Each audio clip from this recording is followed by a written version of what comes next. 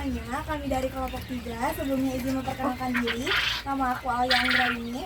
Nama saya Haryo Bimo Wicaksono. Nama saya Salman Khaidiri Akti. Nama saya Resana Ardelia. Nama saya Anissa Najwa. Nama saya Asyifa Adriana Dewi. Dan Bapak? Perkenalkan, nama saya Dudu Sunardi dari Peternakan Puyuh Sipa yang berlokasi di Cimahi, Jalan Cep Kartawidya, Gang Ari Sampir nomor 228, Peternakan Puyuh Sipa, tempat edukasi dan observasi penelitian unggas Cimahi. I'm a 10-piece baby, bedroom fully in a bando. He gon' make it flip, do it with no handles. Never switching sides, only switching angles. Ooh, we go crazy like Rambo. What it is, what's up? Halo, sekarang udah nyampe di tempat peternakannya.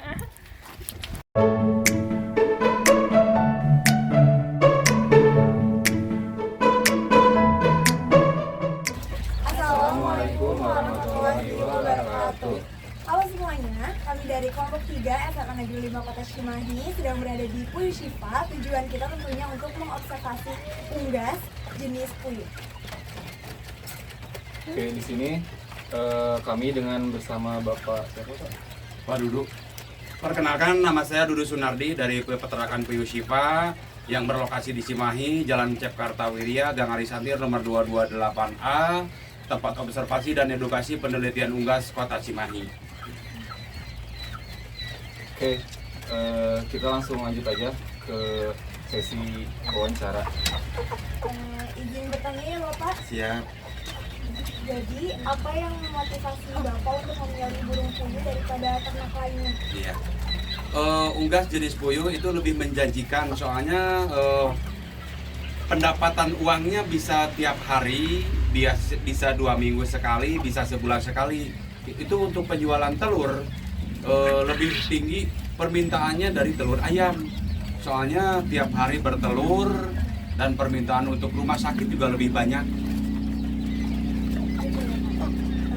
Baik, bagaimana Bapak memulai bisnis peternakan burung puyuh? Dulu Bapak cuman punya modal 2 juta, 1,5 juta untuk pembelian bibit, 500.000 kita untuk beli pakan dan kandang. Mulai Bapak dulu tahun 2001 bulan 5 untuk merintis ternak puyuh. Soalnya lihat teman Bapak lebih menjanjikan dari ternak ayam. Gitu ya. Dari awal budget gitu ya Pak, Iya. berapa jumlah burung puyuh yang Bapak pelihara saat ini? Sekarang populasi udah nambah, relasi Bapak juga peternak baru juga udah banyak. Alhamdulillah bisa berkembang. Soalnya pesanan sampai sekarang juga lebih meningkat. Untuk 1 hari aja Bapak butuh telur 2,5 ton untuk Kota Cimahi. Gitu ya Pak, berarti saking banyaknya. Iya. Nah, karena saking banyaknya, seberapa sering Bapak mengumpulkan telur dari burung puyuh? Iya. Dari satu peternak yang dari Bapak aja. Iya, kalau dari Bapak bisa nyampe 180 kilo per hari. Iya, untuk telurnya aja. Selanjutnya, bagaimana sistem pemeliharaan burung puyuh pada musim-musim tertentu di peternakan Bapak? Iya. Kalau di peternakan Bapak, lihat cuaca, pancaroba. Nah, sekarang kalau lagi panas, itu tiap hari Bapak disemprot sama disinfektan alami siang hari. Soalnya untuk membantu mendinginkan suhu tubuh dan mencegah dari gas amoniak terlalu tinggi keisap sama unggasnya sendiri. Bagaimana Bapak mengatur pencahayaannya di peternakan untuk memastikan kualitas telur tetap terjaga? Iya. Kalau di peternakan Puyuh Sipa, penerangan kita menggunakan lampu juga dibantu sama sinar matahari, dan sirkulasi udaranya juga harus bagus, karena kalau tidak sirkulasi udara yang ada di ruangan di peternakan, soalnya nanti si puyuhnya cepat sakit dan menghambat reproduksi telur. Selanjutnya saya mau. Oke Pak. Nah, gimana sih Bapak ngatasin masalah penyakit yang mungkin nyerang burung puyuh? Iya. penyakit burung puyuh yang ada di sini hanya snot, itu hanya kelebihan terlalu kencangnya gas amoniak yang ditimbulkan dari dari kotoran puyuh. Nah, Bapak ngatasinya cuma bisa diisolasi aja, dikasih lampu, kalau enggak kita disimpan di luar biar terkena matahari langsung. Nanti juga bisa sembuh sendiri. Tapi kalau Bapak kalau mempercepat waktu, Bapak dikasih jamu, diisolasi, dikasih lampu. Jadi biar dia cepat produksi lagi. Gitu, Pak. Nah, kalau misalnya untuk metode pengelolaan kotoran burung puyuh ini bagaimana, Pak? Bapak kalau kotoran puyuh tiap hari dibuang, kalau keburu pagi ya pagi, kalau enggak malam. Soalnya kalau kotoran puyuh Bapak sudah ada yang ngeboking gitu. Jadi untuk perkebunan bunga mawar, yang kedua untuk bikin kutu air untuk pakan ikan hias, gapi, ikan cupang yang dijual di Tegalega itu. Iya, jadi bikin kutu air untuk pakan ikan hias.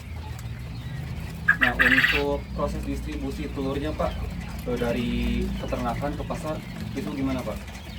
Bapak telur untuk marketing, untuk penjualan itu Bapak sudah diambil, ada yang ngambil. Jadi tidak perlu repot untuk mengantar ke pasar, ke rumah sakit. Jadi pihak rumah sakit dari pembeli itu sudah datang ke sini, tinggal ngambil telur, tinggal lewat telepon pesan telur langsung diambil. Jadi kerjasama ya? iya, jadi Bapak tidak perlu mengeluarkan ongkos kirim dan biaya operasional. Itu lebih hemat juga ya, Pak? Iya. Untuk teknologi nih, Pak, apakah Bapak menggunakan teknologi khusus di peternakan burung puyuh ini? Iya, Bapak untuk marketing Bapak mau dibantu sama Mensos juga, sama Shopee Food, sama Tokopedia juga. Soalnya untuk mempercepat pemutaran uang siklusnya gitu. Soalnya kalau kita hanya mengandalkan dari door to door, dari bibir ke bibir, dari orang ke orang gitu kan lama maksudnya. Soalnya kan teknologi sekarang lebih maju, lebih pesat gitu kan.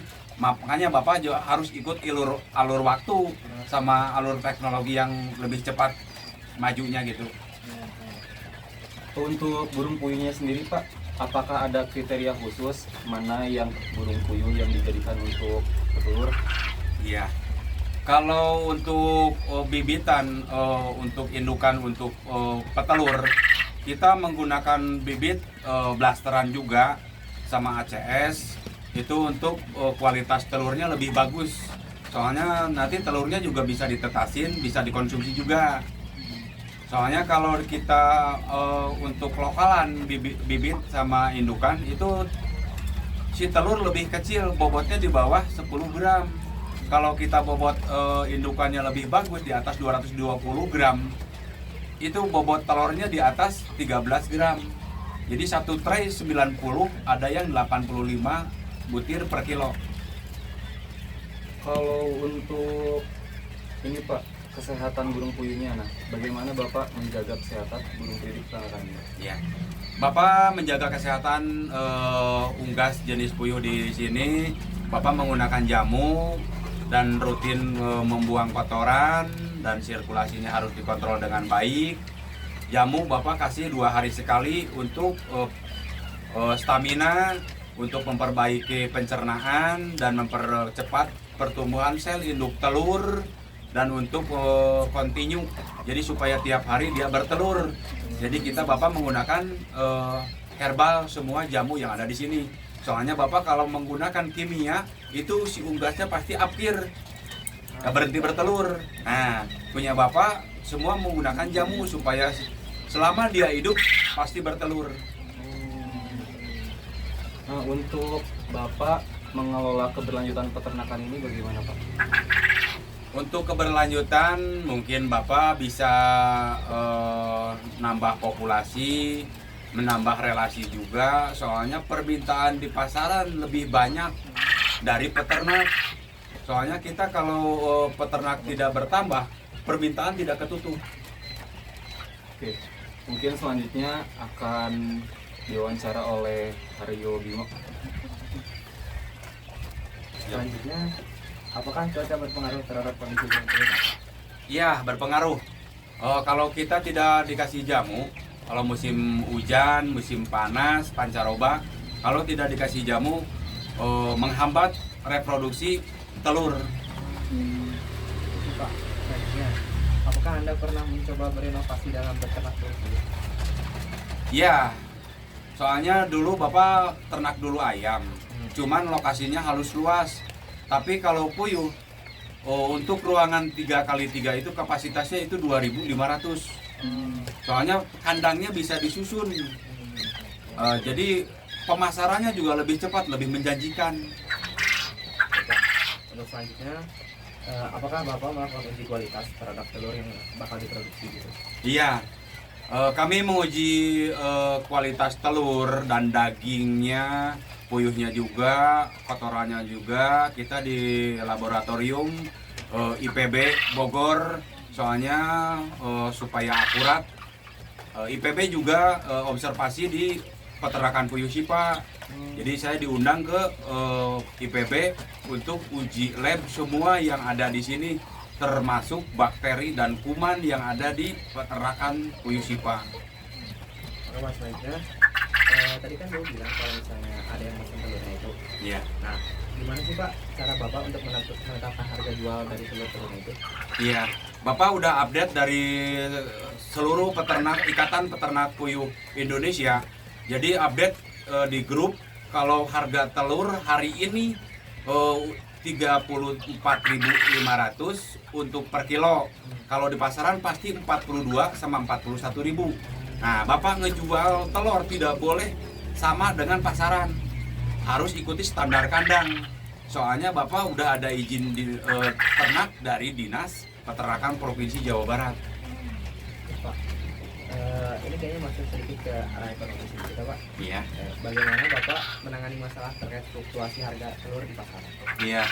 Kalau pakan lagi naik, telur lagi murah, Bapak punya inisiatif sendiri, pakannya dicampur, maksudnya punya racikan sendiri supaya si puyuh produksinya tetap bagus gitu, meskipun harga pakan mahal, telurnya turun.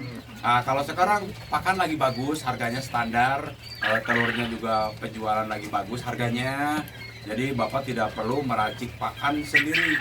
Soalnya Bapak ini menggunakan pakan pabrikan, supaya si nutrisi dan proteinnya, kalorinya itu harus tertutup.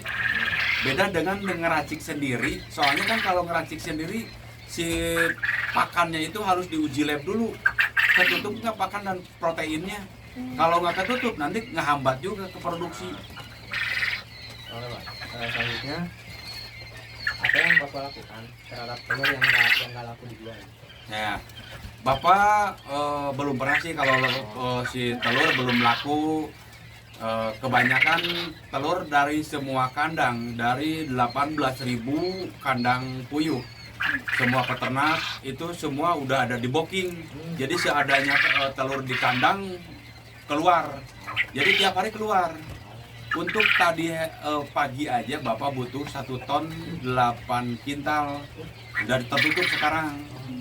Udah ditutup kemarin, udah pesen ke Blitar juga sama Subang, jadi bisa ditutup. Soalnya klien untuk si peternak pemula yang sekolah di Bapak itu kebanyakan yang putus hubungan kerja COVID. Ya, jadi jadi bisa menciptakan, jadi punya kerjaan lagi. Jadi Bapak bisa menumbuhkan pekerjaan baru lah, yang menciptakan lapangan kerja baru. Terus selanjutnya, bagaimana Bapak melihat persaingan di industri peternakan ini? Iya, kalau persaingan tidak terlalu seperti di unggas jenis ayam, kalkun juga. Soalnya kalau di unggas jenis puyuh itu tidak semua orang bisa ternak unggas jenis puyuh. Jadi unggas jenis puyuh nih tidak semudah membalikkan telapak tangan. Soalnya kalau pengurusannya juga harus ekstra, kebersihannya juga, udaranya harus, sirkulasinya harus bagus, kebutuhan pakannya juga harus disuplai dengan baik. ukuran untuk pakan kita harus diukur. Sama dengan manusia sehari 3 kali. Nah, puyuh juga harus ketutup pakannya. Kalau tidak ketutup protein dan pakannya itu produksi kehambat. Sedangkan kita kan butuh telur untuk menghasilkan uang untuk biaya operasional. Oke Bang. Bagaimana Bapak menyeimbangkan antara biaya produksi Bapak dengan keuntungan yang Bapak dapat dari Iya. Jadi laba yang Bapak dapatkan itu per harinya kurang lebih 2.800.000 per hari. Kalau dikali 3 berarti sekitar lebih sih 60-an. Untuk kotor itu dipotong biaya operasional untuk listrik, untuk biaya operasional untuk beli pakan, untuk beli gula aren buat vaksin, sama jamunya juga kita kan menggunakan gula aren bukan gula kelapa. Soalnya kalau gula aren itu udah ada kandungan vaksin untuk unggas jenis puyuh. Dan ini ke pertanyaan terakhir Pak. Apa saran Bapak bagi mereka yang ingin memulai peternakan burung puyuh? Iya, disarankan untuk yang mau ternak unggas jenis puyuh, kalau bisa sekolah dulu. Nah, belajar dulu minimal. Itu ilmu dasar untuk unggas jenis puyuh harus dipegang dulu. Kalau kita punya uang sembarangan, ya dikejar buru-buru lah. Ya, itu mah pastilah nggak lama. Soalnya kan perawatan puyuh harus ekstra. Dan harus tahu dulu mana puyuh yang aktif, yang enggak, yang masih kecil, yang masih deoki, itu jantan betinanya harus tahu dulu, itu belinya dari mana, bibitnya juga harus tahu dulu. Jadi tidak segampang seperti kita bikin ya kalau beli ayam hobi, puyuh hobi, burung hobi. Nah kita kan untuk bisnis, jadi harus teliti, harus sekolah dulu.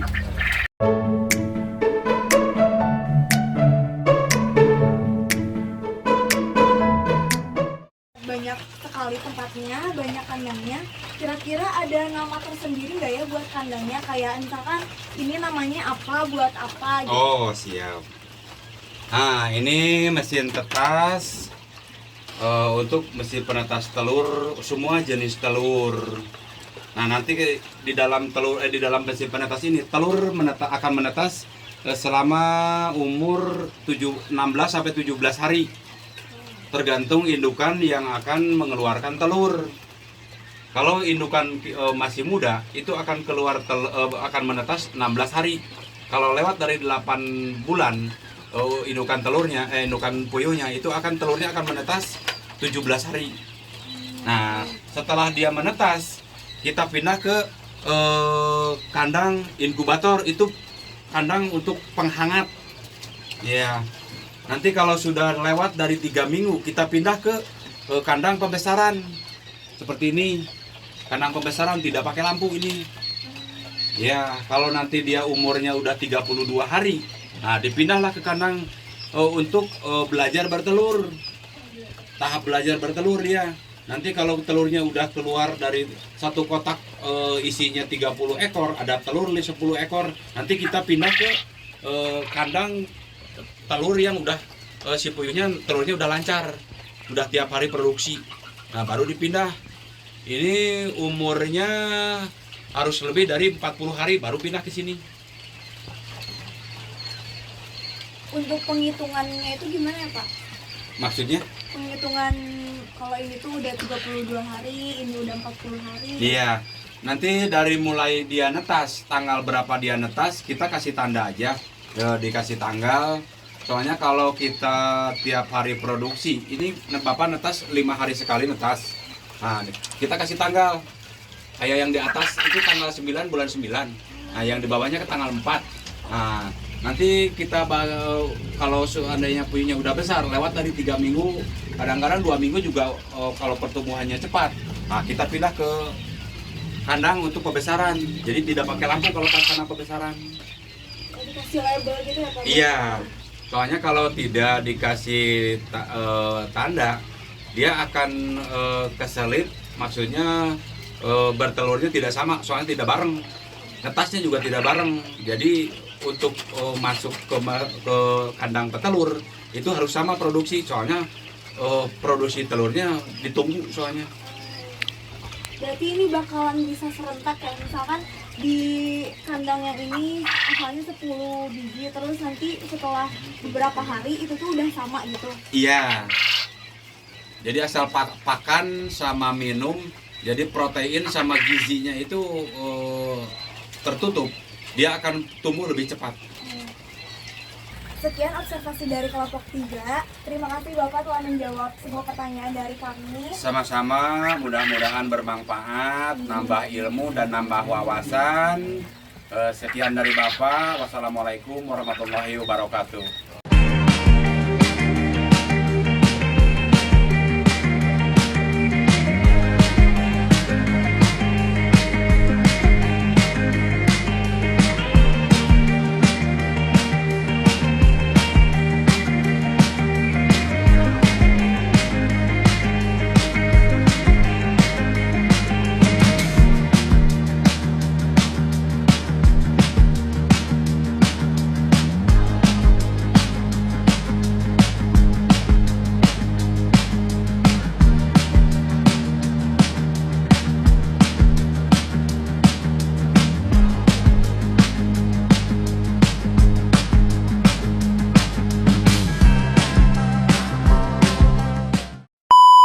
Guna ini tolong 95.